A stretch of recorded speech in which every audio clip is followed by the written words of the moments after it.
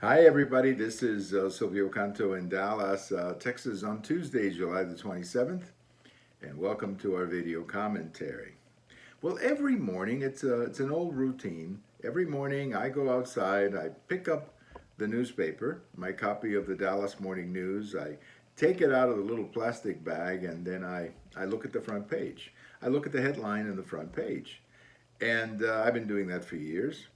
And I've noticed something here recently in the last few days that I have not seen a front page story or headline about the 57 Democrats who went to Washington. There are stories in the back page, like, for example, in the Metro section. There are some stories in the Texas Tribune, a couple of them, but nothing here locally in the Dallas Morning News, at least not that I have seen.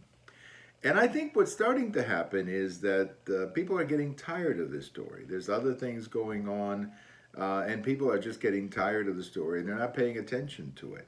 And this is, of course, their worst nightmare.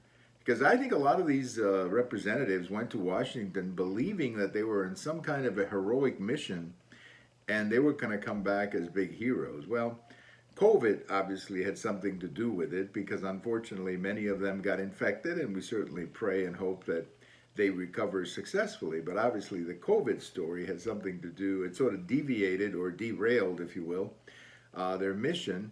The president of the United States is not visiting with them, and that makes sense. The president is 78. The last thing he's going to do is hang around with a bunch of people who just infected a bunch of other people with COVID. So that is understandable from a health standpoint.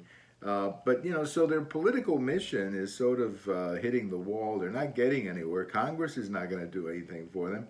And back here, a lot of people are starting to ask the question, why are they up there? Why aren't they back here debating the issue? I mean, if they don't like the law, and I can understand that, the minority and the majority are not always going to agree, but if they don't like it, instead of running away and putting on this little charade, what they ought to do is come back here, vote, and then promise their voters that they're going to fight for a different law the next time and sort of make the next election a referendum on this law. I think that would make a lot more sense, and more people would understand that. And frankly, I would respect them a lot more if that's what they did. No, but they ran away.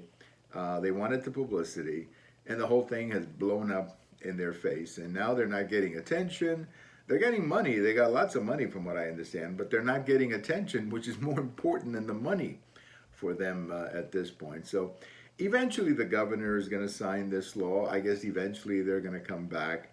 But I think overall you have to rate, you have to grade this whole Democrat escapade as maybe a C minus, maybe a D plus. In other words, I don't think they gained any voters by doing this. And if that was the objective, they certainly failed. They didn't gain any voters by doing this. Thank you for watching. And if today is your birthday, happy birthday. Bye-bye, everybody.